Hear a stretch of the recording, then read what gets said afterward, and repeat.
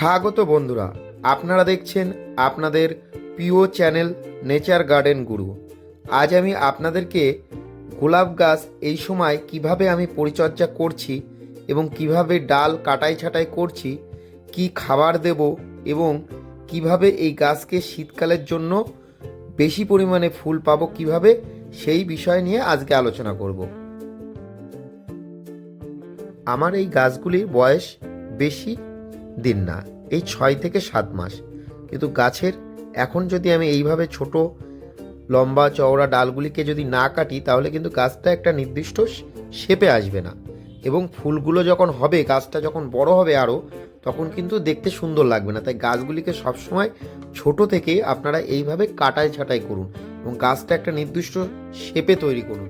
গোলাপ গাছ সাধারণত শীতকালে ভালো গ্রো হয় এবং শীতকালে কিন্তু এর ফুলটা দেখতে সুন্দর লাগে এবং ফুলের সাইজও বড় হয়। তাই এই সময় হলো গাছের গ্রোয়িং সিজন, অর্থাৎ শীত পড়ার সাথে সাথেই গাছের কিন্তু কাটাই ছাঁটাই করে দিতে হবে, যার ফলে গাছের নতুন ব্রাঞ্চ বেরোবে এবং ফুলও কিন্তু হবে। আর পুরনো পাতা এবং যে সমস্ত পুরনো ব্রাঞ্চ আছে সেইগুলিকে কিন্তু কেটে পরিষ্কার করে দিই।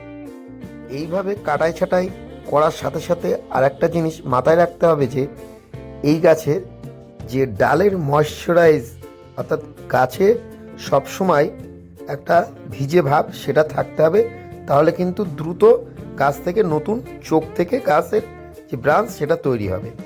আর এটার জন্য দিনে 3 বার তো দিলে ভালো হয়, না হলে 2 বার কিন্তু গাছের ডালে স্প্রে করতে হবে আর গোড়ার জলটা পরিমাণ মতন দিতে হবে, তাহলে গাছের থেকে নতুন কষি বেরোতে আরম্ভ করবে, অর্থাৎ চোখ থেকে। আর একটা জিনিস, এই সময় গাছের যে ফাঙ্গাল ইনফেকশান, অর্থাৎ ডাল যেখান থেকে কাটা হচ্ছে সেই স্থানগুলোতে ফাঙ্গিসাইড ভালো করে পেস্ট করে লাগিয়ে দিতে হবে। ফাঙ্গিসাইড লাগানোর পর আপনারা প্রথম দিন একটু ভালো করে ফাঙ্গাল যে না লাগে তার জন্য ফাঙ্গিসাইড আবার স্প্রেও করে দিতে পারেন, কিন্তু গাছের জলটা প্রত্যেক দিন গাছের ডালে যাতে পায় সেটা কিন্তু নজর রাখতে হবে। এই ডালে যদি আপনি জল না দেন তাহলে ড্রাই হয়ে যাওয়ার সম্ভাবনা এবং যে কুশিগুলো বেরোবে অর্থাৎ চোখগুলো বেরোবে সেগুলো নষ্ট হয়ে যেতে পারে, শুকিয়ে যেতে পারে। তাই জল আপনাকে কন্টিনিউ স্প্রে করলে দ্রুত কিন্তু নতুন চোখ থেকে ব্রাঞ্চ তৈরি হবে এবং সাথে সাথে আস্তে আস্তে গাছের যখন খাবার দিয়ে আরম্ভ করবেন তখন কিন্তু গাছের ফুলটা ভালো হবে এবং কড়িটাও ভালো হবে। আর এই সময় কোনো খাবার দেওয়ার দরকার নেই, মোটামুটি আপনি পারলে শিকড়ের ডেভেলপমেন্টের জন্য হিউমিক অ্যাসিড আপনি ব্যবহার করতে পারেন, যেটা গাছের শিকড়টাকে ভালো করবে।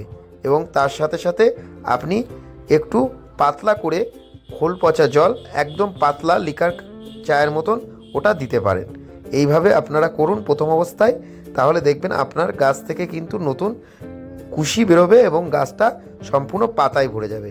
যদি ভিডিওটি আপনাদের একটু উপকারে আসে তাহলে অবশ্যই আপনাদের মতামত কমেন্টে জানাবেন। আর এর যে বড় গাছের ভিডিও যদি দেখতে চান এই চ্যানেলে, এর নিচে আমি লিঙ্ক দিয়ে দিচ্ছি, সম্পূর্ণ বড় গাছের ভিডিও ফুলসহ আপনারা দেখতে পারবেন এবং জানতে পারবেন। এগুলো পরের যে ছোট গাছ সেগুলো নিয়ে আমি একটু নতুন এক্সপেরিমেন্ট করছি। ধন্যবাদ ভিডিওটি দেখার জন্য।